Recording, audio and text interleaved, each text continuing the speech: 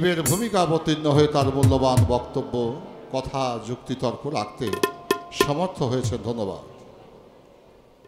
আপনারা যারা বসে আছেন আমি একান্তভাবে তাদের সহযোগিতা কামনা করি। পালায় যাওয়ার পূর্বে একটি ছোট্ট কথা বলবো। আমার জ্ঞান দেওয়ার মতো বিদ্যা বুদ্ধি সাধন পর্যন্ত কিছুই নাই। আমি মঞ্চে আসি, নিজেকে নিবেদন করার চেষ্টা করি, দয়াময় হৃৎকপটে উদয় হয়ে যাহা বলাই আমি তাহাই বলার চেষ্টা করি, কিন্তু সেটা অমূলক নহে, অযৌক্তিক নহে, অপ্রাসঙ্গিক নহে। বাবাজিকে একটু একটু যাওয়ার ব্যবস্থা করে। বয়স্ক লোক, পেটের অভাবে কত মানুষ কত কাজ করে। তবে পালায় যাওয়ার পূর্বে আমার বাবা সাত্তার সরকারকে বলবো, বাজান বর্তমান প্রেক্ষাপটে বাউলরা যেভাবে গান করে বাবা আমি সেভাবে গান করতে পারি না, আমি ব্যর্থ। আমার ওই রং রস তর্কাতর্কি ঝগড়া বিবাদ মারামারি লাঠালাঠি কাটাকাটি এটা আমার মধ্যে কোনোদিনই ছিল না, বিশেষ করে ভাবে আমি গান বাজনা করিও না। মূল কথাটা হচ্ছে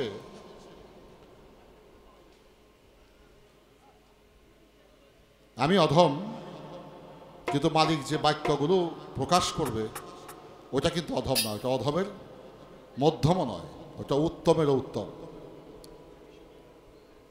কারণ আজকে গান করার মতো ক্ষমতা আমার আজকে নয়, কোনো দিনই সম্ভব নয় মালিক যদি না করায়। আমরা যে গান বাজনা করি, হাত দিয়ে মানুষ হাতের কাজ করে, পাও দিয়ে হাঁটে, চোখ দিয়ে দেখে, কান দিয়ে শোনে, নাসিকা ইন্দ্রিয় দিয়ে শ্বাস প্রশ্বাস গ্রহণ করে, কিন্তু যারা সঙ্গীত শিল্পী তারা পরম বায়ুকে ব্যবহার করে গান গায়। পরম বায়ু ছাড়া কখনো গান করতে পারে না। যার প্রাণ আছে সেই গান গায়, যার প্রাণ আছে সেই গান শোনে। প্রাণহীন মানুষ মৃত, মরা। তো সে বিধায় আপনারা জীবন্ত মানুষ, সাধুগুরু বৈষ্ণব বসেছেন, আমি আপনাদের মাঝে অধম একজন ব্যক্তি। তোমার বাবাজি সাত্তার সরকারকে বলবো, বাজান বিধানে বিধি নেই, বিধানে বিধি নেই, কথাগুলো কাউন্ট করতে হবে। আপনি কোরআনকে শত সহস্রবার পড়তে পারেন, কিন্তু কোরআনের মধ্যে আল্লাহ নাই, হাদিসের মধ্যে নবী নাই। আল্লাহ রাসূল আছে প্রেমের মাধ্যমে। এই কথার সারাংশ কি? আপনি কোরআন কিতাব হাদিস কিনতে পারবেন, কিন্তু আপনাকে যদি বলা হয় 10,000 কোটি টাকা দেব, আমাকে 1 তোলা প্রেম কিনে দাও, অর্থের বেচা, অর্থের মানদণ্ডে কখনো প্রেম বেচা কিনা হয় না। প্রেম বেচা কিনা হয় প্রেমের মাধ্যমে। প্রেম ছাড়া প্রেমকে করা যায় না। তাই বলেছেন সুফি ভাব দর্শনে God is love, love is God, প্রেমই পরম, পরমই প্রেম। যে জীবের প্রেমের ভাব উদয় হয়েছে তার কাছে পরম আসমানে থাকে না, ওই ভাণ্ডেই পরম থাকে। যার প্রেম উদয় হয় নাই সে ইহকালে অন্ধকার, পরকালে সে অন্ধকার। তা আমি তোমার সাথে পালায় যাওয়ার আগে বাবা একটা কথা বলবো। তত্ত্ব জেনে মত্ত হয়ে তাতে আউলিয়া হওয়া যায় না। জ্ঞানে মানুষের প্রশ্নকে বাড়ায়, জ্ঞান শব্দটি মানুষের প্রশ্নটাকে করতে বাড়ায়, শিখায়। কিন্তু যে মানুষটা জ্ঞান অর্জন করে তার বিভিন্ন প্রশ্ন তার হৃৎকপটে জাগে। আর যিনি জানতে চায় না, যে মানার মধ্যে সীমাবদ্ধ থাকে, সে প্রশ্ন না করার আগেই সে প্রশ্নের জবাব পেয়ে যায়।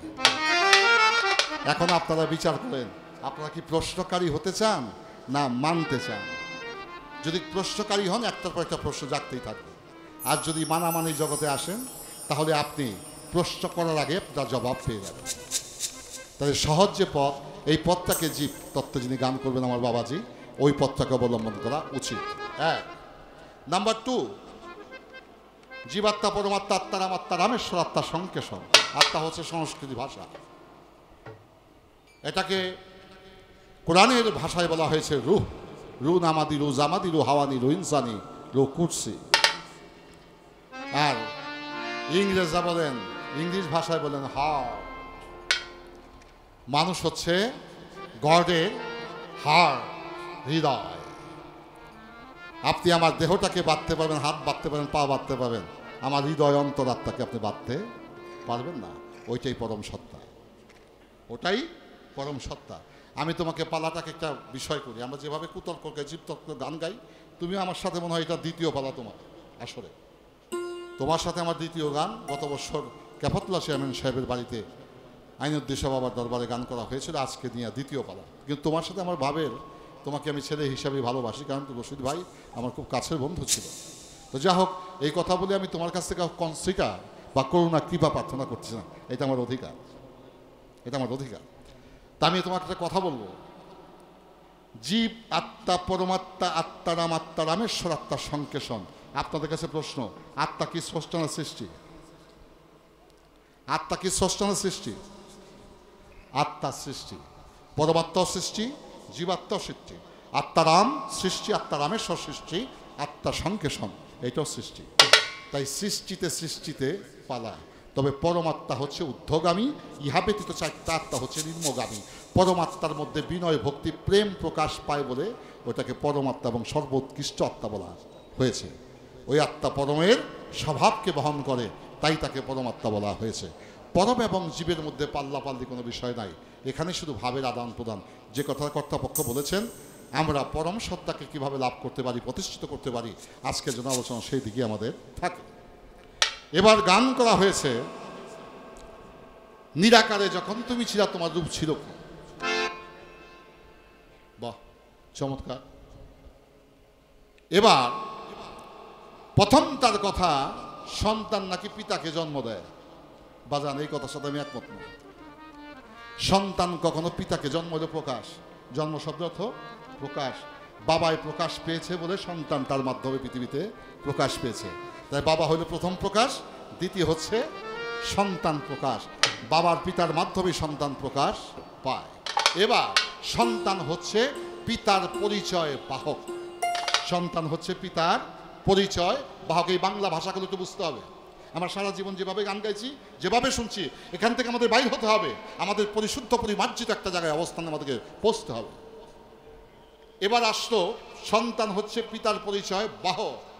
অনেক মানুষের বাবা মারা যায়, বাবা খুব ভালো মানুষ ছিল, বলে ওর বাবা তো ভালোই ছিল, এই ছেলেটা মনে হয় ফেরেশতা আসছে। তাহলে বাবার চেয়েও সন্তানের চরিত্র ব্যক্তিত্ব ভালো প্রকাশ পেয়েছে, তাই বলে ও মানব রূপে ফেরেশতা, ওর বাপের চেয়েও ভালো। তাহলে পিতার পরিচয় বহন করে সন্তান। আবার সাধুর ঘরে চোর হয়, বাপ ছিল সাধু বলে হয়েছে চোর। তাহলে কি হলো, ডিউটি ডান, নাউন প্রনাউন অবজেক্টিভ ভার্ব, বিশেষ বিশেষণ সর্বনাম অব্যয় ক্রিয়া। এই কর্মময় জগতে কর্ম অনুসারে তার ফলাফল পেতে হয়। এখন প্রশ্ন বাবাজির, যখন তুমি পাইলা চেতন, চেতন হয়ে তুমি কোন রূপ দর্শন করেছো? এই চেতনের ডিফিনেশনে আসি। আমি সাত্তারকে বলবো, বাবা তুমি আমাদের ফলো করে রাখো, তোমার অন্য ভাইরা কি করে এটা দেখা যাবে না। তুমি আমি যেভাবে জিনিসটাকে অ্যানালাইসিস করছি, তুমি সেভাবে গ্রহণ করলে তোমার পথটা সুগম হবে, আমার বিশ্বাস। এনিহাও যে কোনো একটা ব্যক্তিকে করতে হবে। এবার আসা যাক, মানুষের মন তিন প্রকার, চেতন মন, অচেতন মন, অবচৈতন্য মন। কয় প্রকার? তিন প্রকার, চেতন, অচেতন, অবচৈতন্য। এখন যে আমি গান করছি, আমি চেতন মন। ততক্ষণ পর্যন্ত আমি শুদ্ধ মানুষ হতে পারবো না যখন আমি অচেতন না হইতে পারবো। চেতন মনে ক্ষুধা লাগলে খাদ্যের প্রয়োজন, কাম ভাব জাগৃত হইলে স্ত্রী লোকের প্রয়োজন, নিদ্রা আসলে ঘুমের প্রয়োজন, কাপড় ময়লা হইলে পরিষ্কার লন্ড্রিতে দেওয়ার প্রয়োজন। আবার যদি পিপাসা লাগে পানি পান করার প্রয়োজন। এটা চেতন মনের ক্রিয়া। চেতন মনের মানুষ কখনো শুদ্ধ মানুষ হতে পারে না যতক্ষণ পর্যন্ত সে অচেতন না হয়। চেতন এবং অচেতন। আর প্রভু যে মন, ওইটা হলো অবচৈতন্য মন। অবচৈতন্য, বাংলা ভাষা অত্যন্ত ক্রিটিক্যাল, অত্যন্ত জটিল। সব ভাষার চেয়ে কঠিন ভাষা বাংলা ভাষা। প্রভু হচ্ছে অবচৈতন্য মনের অধিকারী। আসেন, আপনারা যখন ঘুম আসেন, তাকায় ঘুম আসেন না চোখ বন্ধ করে ঘুম আসেন? চোখ বন্ধ করে ঘুম আসেন। ভূমিকম্প হইলে মানুষ, অনেক লোকে ঘুম আসে, বলতে পারে না যে ভূমিকম্প হয়ে গেছে। আসেন এরকম লোক? ডাকলেও শোনে না, কাপড় চোপড় কুইলা হইলেও শোনে না, এমনভাবে ঘুম আসে। কিন্তু প্রশ্ন, আমি তো সারাদিন পরিশ্রম করে ঘুমে গেলাম, নিদ্রায় গেলাম, আমার দেহটা ক্লান্ত পরিশ্রান্ত হয়ে বিছানায় পড়ে অচেতন হয়ে, কিন্তু যে পরম সত্তায় আমাকে জীবন্ত রেখেছে, সেই পরম সত্তা থেকে ঘুমায়, সে তার ডিউটিতে থাকে, আমি ঘুমিয়ে থাকি। বাট প্রশ্ন, মানুষ কি জাগৃত অবস্থায় স্বপ্ন দেখে না ঘুমের ঘরে স্বপ্ন দেখে? ঘুমের ঘরে স্বপ্ন দেখে। ঘুমে কি চোখ খোলা থাকে না বন্ধ থাকে? বন্ধ থাকে। 30 বছর, 20 বছর, 5 বছর, 6 মাস আগে যাদের পিতা মাতা মারা গেছে, সেই সন্তান ঘুমের ঘরে গিয়া স্বপ্ন তার হারানো পিতা মাতাকে দেখে। পরিবার যদি কয় তুমি কান্দো কেন, কি দেখছো? বলে আমার মায়েরে দেখছি, আমার বাবারে দেখছি। স্ত্রী যদি বলে তুমি আমাকে একটু দেখাও, স্বামী স্ত্রীকে দেখাতে পারবে না, কিন্তু নিজে দেখতে পাবে। তো পরম সত্তাকে দেখা যায়, অনুধাবন করা যায়, উপলব্ধি করা যায়, চেতনায় আনা যায়, কিন্তু কাউকে দেখানো যায় না। এবার ঘুমে ছিল, চোখ বন্ধ। আসতে এই পানালা বাবা, যাই বাপ, একটা কথা বারবার বলবো না কিন্তু আমি।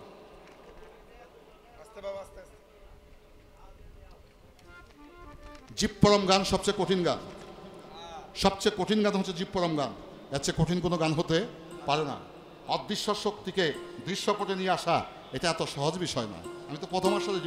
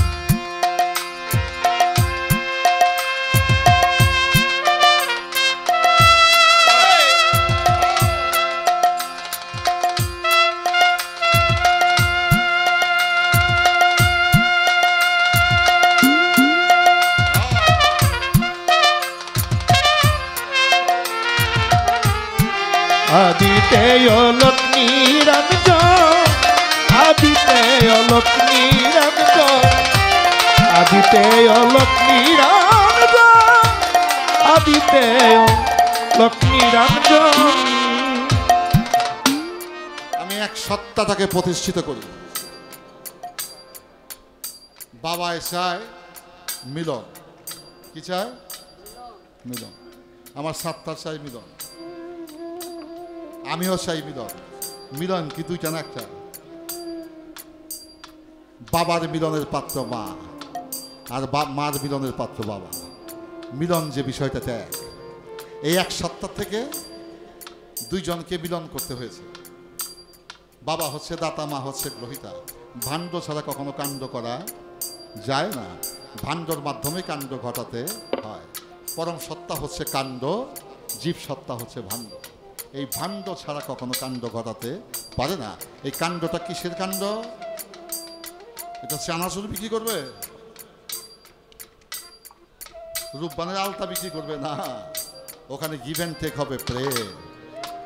যে মিলন, বাবার মিলন মা, মার মিলন বাবা, মিলন ত্যাগ, এক সত্তা রাখলাম। এবার আসেন, পৃথিবীতে আমি ঘরে বসে আলোচনা করতেছিলাম, পৃথিবীতে আল্লাহ এই জগতে একজন ব্যক্তিকে সালাম দিয়েছে। সেই ব্যক্তিকে আমার মোহাম্মদ মুস্তাফা সাল্লাল্লাহু আলাইহি ওয়াসাল্লাম। এখন আল্লাহ নবী কি কইছে? ওয়ালাইকুম সালাম। সালামের বাবর্থ কি? আল্লাহর রহমত আপনার উপরে বর্ষণ হোক। তো নবী যদি কয় ওয়ালাইকুম আসসালাম, আপনার উপরে আল্লাহর রহমত বর্ষণ হোক, আল্লাহ কয়জন হইব? দুইজন হবে। আল্লাহ দুই সত্তা হইতে পারে না, আল্লাহ এক সত্তা। তাই আল্লাহ হাবিবকে সালাম দিয়েছে, কিন্তু প্রতি উত্তরে ওয়ালাইকুম সালাম বলে নাই। বললে আল্লাহ দুইজন হয়ে যায়। এই একাত্মবাদ তৌহিদবাদ, এই একাত্মবাদ তার থাকে না। শেষ করলাম। এবার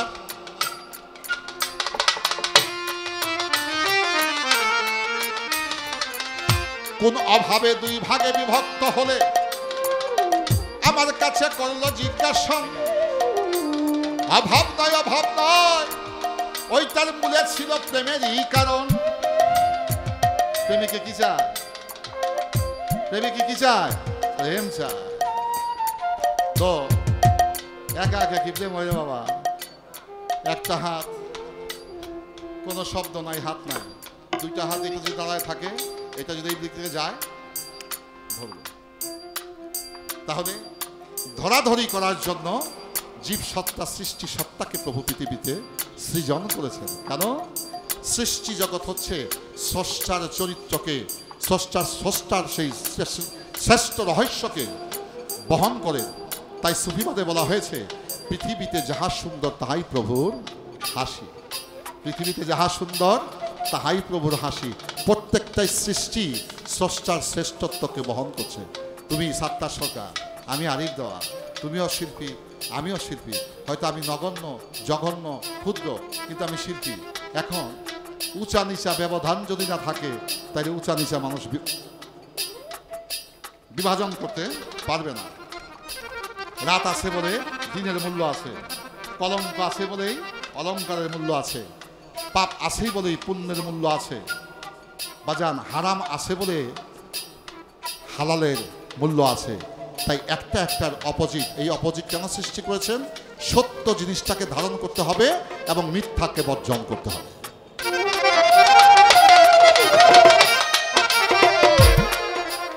আল্লাহ কয় জিনিস দিয়া কয়টা বস্তু করেছিল সৃজন? জবাবে এলো আল্লাহ একমাত্র মোহাম্মদকে করেছিল সৃজন। মোহাম্মদ হইতে আসমান জমিন চন্দ্র সূর্য গ্রহ তারা করেছেন তৈয়ার। এই তো তোমার কথা ছিল, করলাম পরিষ্কার।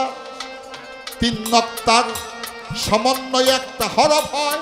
এই জায়গাতে পঞ্চই আত্মার বিষয়ে প্রশ্ন করেছেন, শুনেছেন ভদ্র মহোদয়। তিনি আরেক কথা জিজ্ঞাসা করে, আরে কথা জিজ্ঞাসা করে,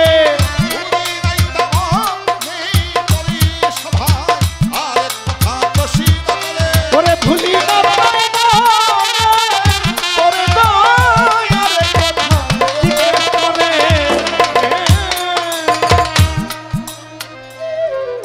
আপনাদের একটা ওপিনিয়ন, অভিব্যক্তি আমার জানা দরকার। আমার তো পরমের অভিনয়, বাবা তো প্রশ্ন করবে, আমার কষ্ট হইলে জবাব দিতে হবে, আঘাত পাইলেও জবাব দিতে হবে। ও তো বাসনা করেছে। আমি যদি পিতা হয়ে থাকি, সন্তানের আব্দা আমাকে মিটাতে হবে না? এই মিটাইতে যায় আমাকে অন্যের বাড়ি কামলাও খাটতে হবে, রিক্সা চালাতে হবে, মাথার ঘাম পায়ে ফেলতে হবে, কষ্ট করে আমার সন্তানের মন রক্ষা করতে হবে। এই দায়িত্বটা আমার। আমি যে কথাবার্তা বলছি, আপনারা কি বেজার হচ্ছেন? ধন্যবাদ। জয় গুরু। পঞ্চ অজুত, পঞ্চ আত্মা। আত্মা বলতে কি বুঝি? আত্মা বলতে কি বুঝি? আত্মা বলতে কি বুঝি? আত্মা হলো পাওয়ার, এনার্জি। আত্মা হলো এনার্জি, পাওয়ার, দুইটা ইংরেজি। বাংলা হইল আত্মা হইল শক্তি। আচ্ছা, আমার হাত দেখছেন? আমি যে হাত দিয়ে পেশাটা ধরেছি, এই শক্তিটা দেখছেন? তাইলে হাতকে দেখা যায়, শক্তিকে দেখা যায় না। আত্মা হইল পাওয়ার, এনার্জি, শক্তি। শক্তি যাহা দিয়া করে উহা দেখা যায়, কিন্তু শক্তিকে দর্শন করা যায় না। আসেন এবার উপসংহারে। ফুলকে দেখা যায়, ফুলের গন্ধকে দেখা যায়। তাইলে আকারে মোহাম্মদ, গন্ধ আকারে আমার প্রভু পাক পরোয়ার দেখা। ও সাত্তার বাবাজি, তুমি আমার কাছে আকারে, কিন্তু তোমার মধ্যে যে পরম বায়ু খেলা করে, ওইটা তো আমারই সত্তা, ও তো পরমেরই সত্তা। প্রভুর শক্তি ছাড়া কখনো জীব চলতে পারে না। রাখলাম অযুত প্রযুক্ত হয়ে গেছে।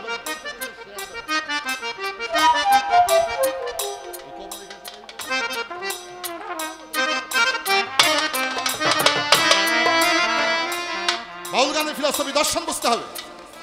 এবার আসেন, সত্যতে তাদাপর করি, চার যুগে তুমি হলে অবতার, ভক্তকুল তো উদ্ধার হইতে পারল না, কিসের জন্য কর পরিষ্কার?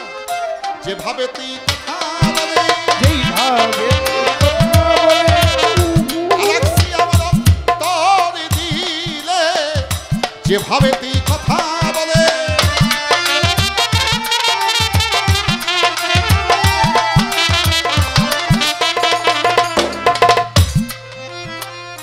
সত্যযুগে হরি, সত্যযুগে হরি, সত্যের পরে আসলো দাপর, একের পরে দুই, একের পরে তিন, সত্যের পরে তেতা, তিনের পরে আসছে দুই, এটা গন্ডগোল আছে এখানে। একের পরে দুই হবে, দুইয়ের পরে তিন হবে, তিনের পরে চার হবে, কিন্তু একের পরে দুই নাই, সাইছে তিন। সত্য, ত্রেতা, দাপর, কলি। সত্য মানে এক, ত্রেতা মানে তিন, দাপর মানে দুই, কলি মানে চার।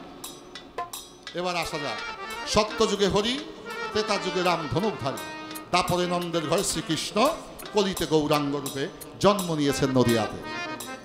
এখন তুমি অবতার হয়ে, প্রভু হয়ে, হরি, ভগবান, কৃষ্ণ, রাম, তুমি নিমাই হয়ে, গৌরাঙ্গ মহাপ্রভু হয়ে রে, জীবকে তো সব উদ্ধার করতে পারলে না।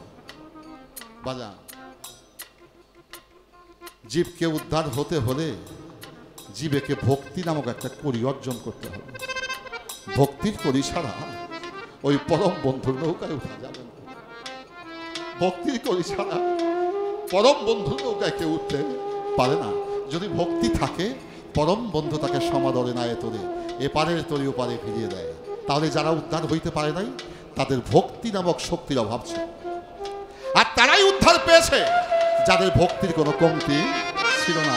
তাই বললাম বাজান, জ্ঞান আহরণ করে মানুষ প্রশ্ন তার জাগে, কিন্তু যারা মানামানি জগতে চলে যায় তাদের প্রশ্ন করতে হয় না, প্রশ্ন না কইরা তারা প্রশ্নের জবাব পায়। সত্য যুগে ছিল হরি, ত্রেতা যুগে রাম, দাপর যুগে শ্রীকৃষ্ণ, কলিতে গৌরাঙ্গ রূপে জগতে এলো বর্তমান। বাজান, 16 নাম 32 অক্ষরে সনাতন ধর্মে কয়, এই জায়গাতে 2টি 4টি কথার আলোচনা করবই আমি, শুনবেন সব আপনারা ভদ্র মহোদয়। কি বলে? হরে কৃষ্ণ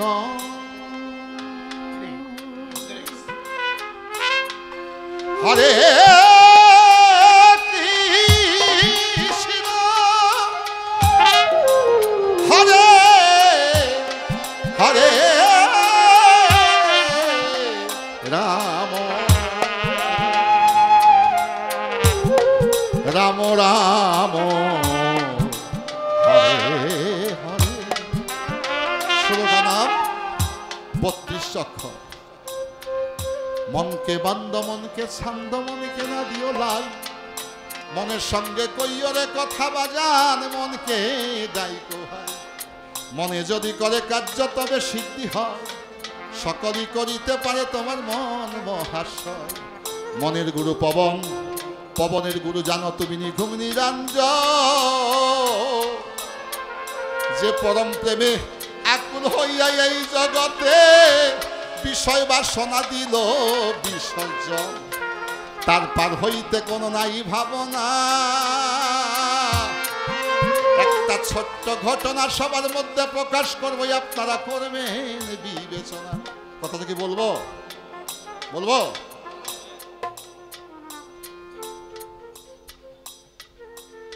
হিন্দু ধর্মে, সনাতন ধর্মে, হিন্দু কোনো ধর্ম নয়, হিন্দু হলো সম্প্রদায়, মুসলমান কোনো ধর্ম নয়।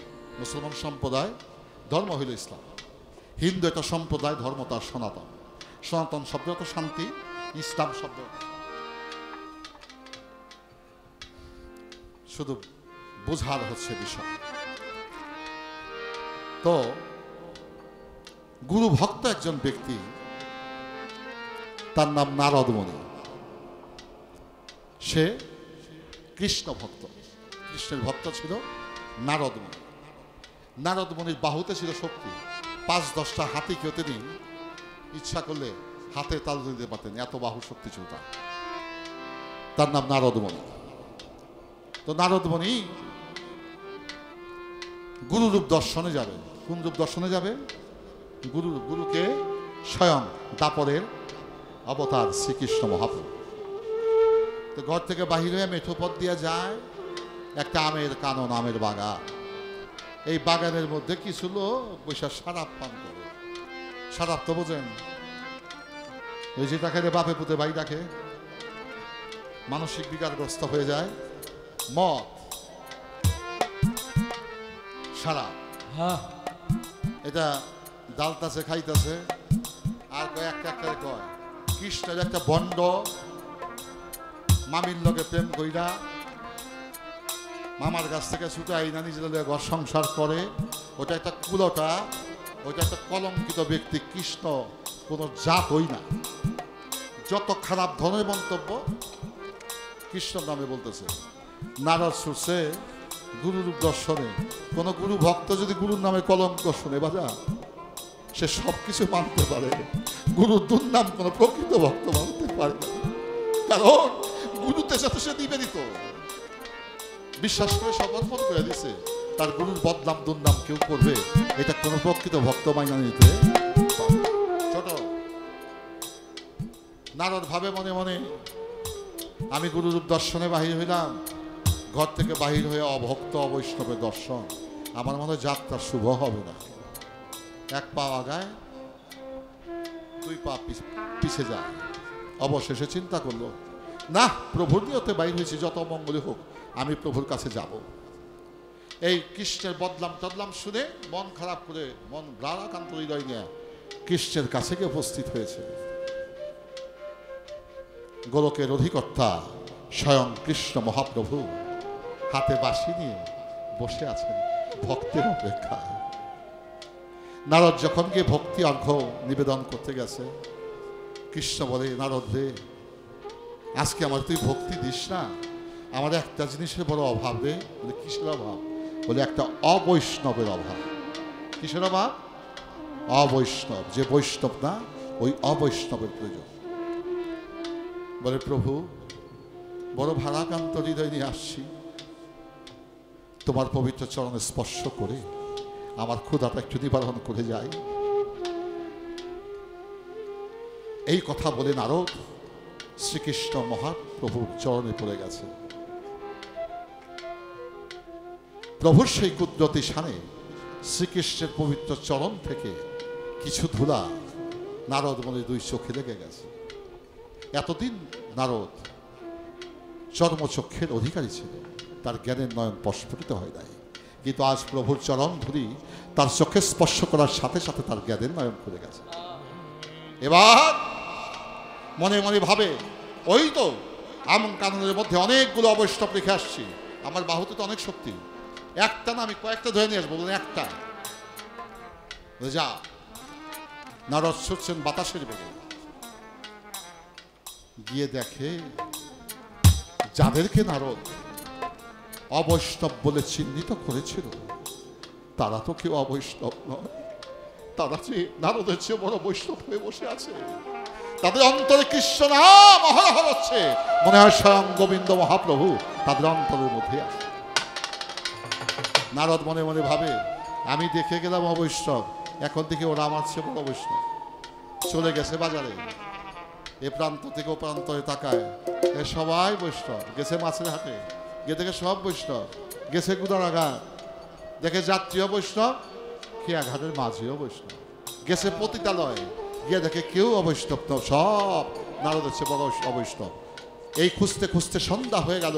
চিন্তা করলো, আমি যে অবৈষ্ণব পাচ্ছি না, এখন অবৈষ্ণব কোথায় পাই? আমি তো নিয়ে যাব বলছি, অঙ্গীকার করে এসেছি। চলে গেছে বনের মধ্যে দস্যুরা থাকে, ওই দস্যু একটা ধরে নিয়ে যাব। গিয়ে দেখে আজ বনে কোনো দস্যু নাই, দস্যুরা সব বৈষ্ণব হয়ে বসে আছে। চিন্তা করলে, আমি কি করব? আমি খালি হাতে প্রভুর কাছে কিভাবে যাই? ওই বনের ভিতরে ছিল শ্মশান, যেখানে মানুষ দাহ করে। এই শ্মশানে যারা মানুষ দাহ করে তাদেরকে বলা হয় চণ্ডা, নির্মম নিষ্ঠুর। গিয়ে বলে, এই শ্মশানে যাই, এই চণ্ডালরা সারাপ পান করে, ধর্ম কিছুই করে না, এই ভালোবাসার মানুষগুলো আগুন দেওয়া পূজা ছাই করে, ওরা নিষ্ঠুর, ওরা সবচেয়ে অবর বৈষ্ণব। গেছে, গিয়ে দেখে চণ্ডাল তো চণ্ডাল নয়, ও ও বৈষ্ণবের বাবা হয়ে বসে আছে, অন্তর থেকে কৃষ্ণ নাম আসতেছে। কি করি রে? গিয়ে দেখে মানুষ যে পোড়া দিছে, খালি হাতে কি প্রভুর কাছে যাব? একটা বাঁশ অর্ধেক পুড়ছে অর্ধেক কাঁচা, বলে খালি হাতে যাওয়া যাবে না, অর্ধেক যেহেতু কাঁচা অর্ধেক যেহেতু পড়েছে, ওইটাকে স্কন্ধে নিয়ে শ্রীকৃষ্ণ মহাপ্রভুর কাছে নারদমণি করেছে গমন। শ্রীকৃষ্ণ মহাপ্রভুর কাছে যাইয়া নারদমণি দিল দর্শন। রাত্র গেছে অধিক হইয়া কৃষ্ণ জিজ্ঞেস করে নারদমণির ধারে, সকালবেলা তুমি গেলে অবৈষ্ণব আনার জন্য, রাত্র অধিক গেছে হয়ে এত বিলম্ব কেন নারদ? আমি জানিবারে চাই। এবার নারদমণি বলছে, প্রভু গো, আমি আপনাকে শুধাই, যারা ছিল বড়ই অবৈষ্ণব তারা গেছে আবার সে বড় বৈষ্ণব হইয়া। হাটে গেলাম, বাজারে গেলাম, খেয়া ঘাটে গেলাম, পতিতালয়ে গেলাম, বনে গেলাম, আমি বৈষ্ণব পাইলাম না খুঁজিয়া। অবশেষে চিন্তা করলাম, শ্মশানে যারা মানুষকে দাহ করে তারা হবে অবৈষ্ণব। তাদের কাছে চলে গেলাম, প্রভু দেখি আমার সে বড় বৈষ্ণব। খালি হাতে কিভাবে আসবো? একটা বাঁশ আধা কাঁচা আধা পোড়া, অর্ধেক পড়ছে অর্ধেক কাঁচা, খালি হাতে কি তোমার কাছে আসতে পারি? আমি এই আধ পোড়া বাঁশটা তোমার কাছে নিয়ে এসেছি প্রভু। বাঁশ বলে, প্রভু তুমি আমার পাক খুলে দাও, আমার জবান খুলে দাও। বাঁশ বলে, প্রভু গো, সত্য যুগে তোমার হাতে লাঠি ছিল, আমি ছিলাম তোমার অঙ্গেতে মিশিয়া।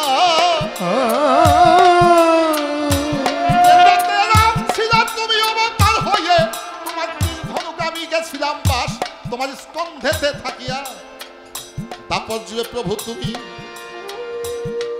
কৃষ্ণ নাম ধরিয়া জগতেতে এলে, তোমার প্রেম আগুনে পুইরা গেছি বন্ধু, আমার প্রেম কি যাবে বিফলে? ও প্রভু, সত্য যুগে আমি তোমার হাতে লাঠি ছিলাম, ত্রেতা যুগে তুমি ছিলে রাম, আমি তোমার তীর ধনুক হয়ে তোমার অঙ্গেই ছিলাম। তাপর যুগে তুমি এখন কৃষ্ণ, আমি তোমার প্রেম আগুনে পুইরা এখন শ্মশানবাসী, আমি প্রভু কি অবৈষ্ণব?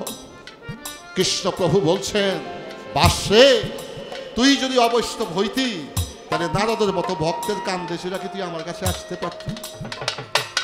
তাই রে বাজার, বাসও ভক্ত হতে পারে, প্রেমিক হতে পারে, যদি সে গুরুর প্রেমাগুণে সে দগ্ধ হইতে পারে। তাই বাজার, ভক্ত কোন উদ্ধার হইতে পারলো না কেন? ভক্তের ভক্তি শক্তি নাই, তাই উদ্ধার হইতে পারে নাই। যাদের ভক্তি শক্তি প্রকাশ পেয়েছে তারা মুক্তি পেয়েছে। রাখলাম তোমার কথা, আরেক কথা করলো জিজ্ঞাসন, কোন নূরে তোমার সৃষ্টি জানা থাকলে বলবে তুমি মনের মত।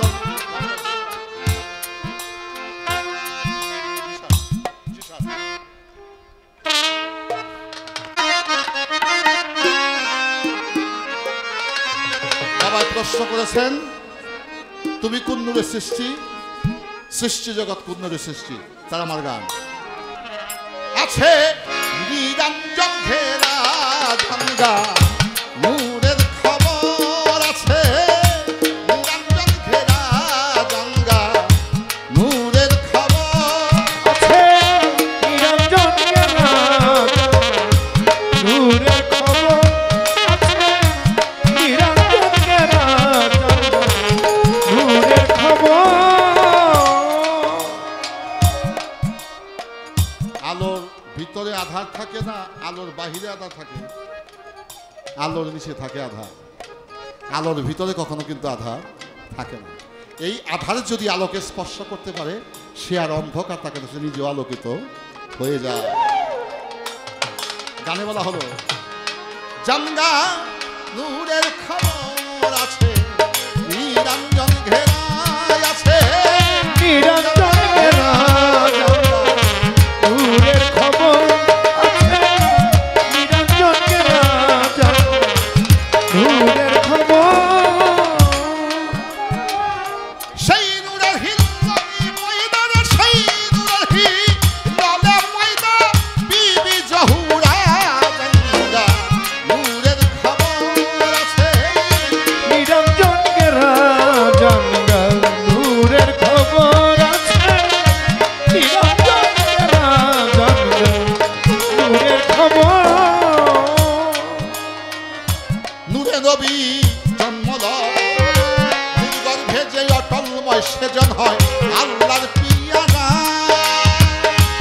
নূরে নবী জন্ম লয় নূর গর্বে যে অটলময় সেজন হয় আল্লাহর পিয়ারা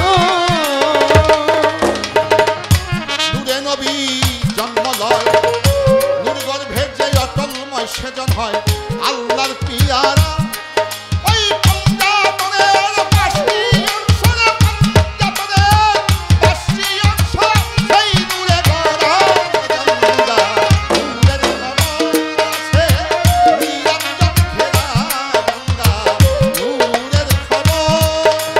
নূরের খবর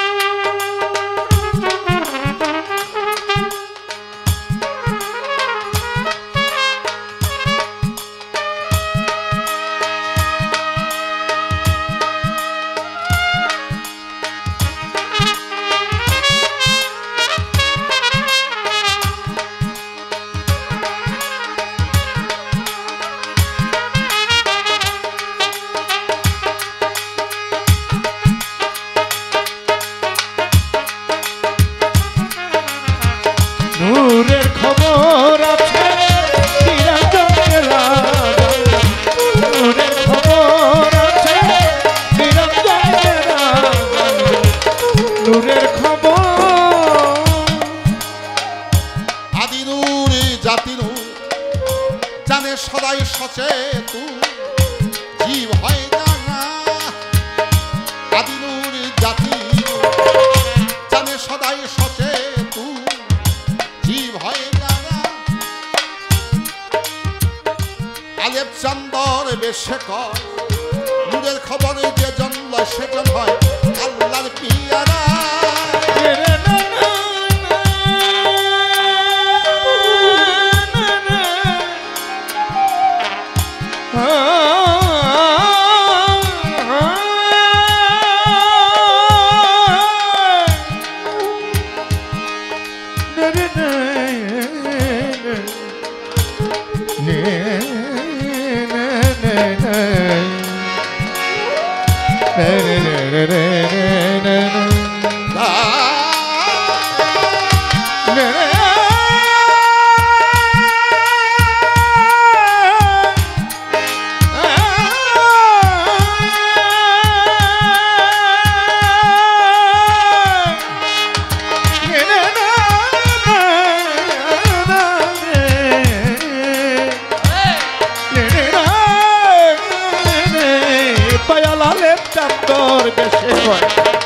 নূরের খবর যে জয় সেজন হয় আল্লাহর পিয়ারা ওই সেই নূরেতে তৈরি করে খোদার আরশ কান্দুরা সেই নূরেতে পয়দা হলো খোদার আরশ কান্দুরা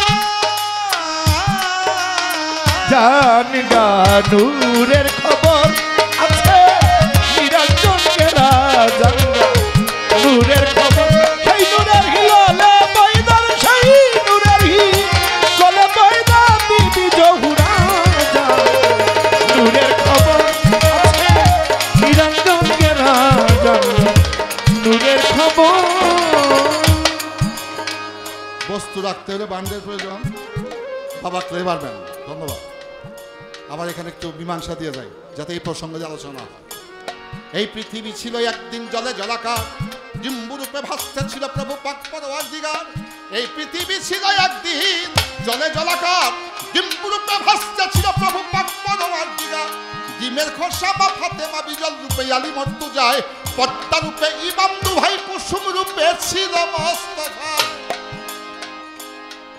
পদ্মা কুসুম বিজল ইহা কি ডিমের বাহিরে না ভিতরে ভিতরে তাই ডিম হইল মা ফাতেমা সেই নূরের হিল্ললে পয়দা বিবি জহুরা মা হইল ভাণ্ড পিতা হইল কাণ্ড আল্লাহ হইল কাণ্ড নবী হইল ভাণ্ড এবার ডিমের খোসা মা ফাতেমা বিজল রূপে আলী মর্তু যায় পদ্মা রূপে ইমাম দুভাই কুসুম রূপে ছিল মোস্তফায় তথায় আত্মা রূপেই কাদের গনি আত্মা রূপে কাদের গনি হিন্দু হতেই বিন্দুমণি আত্মা রূপে কাদের গনি ওরে সিন্ধু হইতে বিন্দু মনি যায় আত্মা রূপে কাদের ঠিকানা, আমার পরিচয়, আমার রূপ, আমার সৃষ্টি, মালিক যতটুকু আমার সামান পাগল যতটুকু কৃপা দয়া করছে আমি ততটুকু বলার বাজার চেষ্টা করলাম। এরা ওইলে ওইতে পারে, না ওইলে না হইতে পারে, আমার আমি করে জাঙ্গা নূরের খবর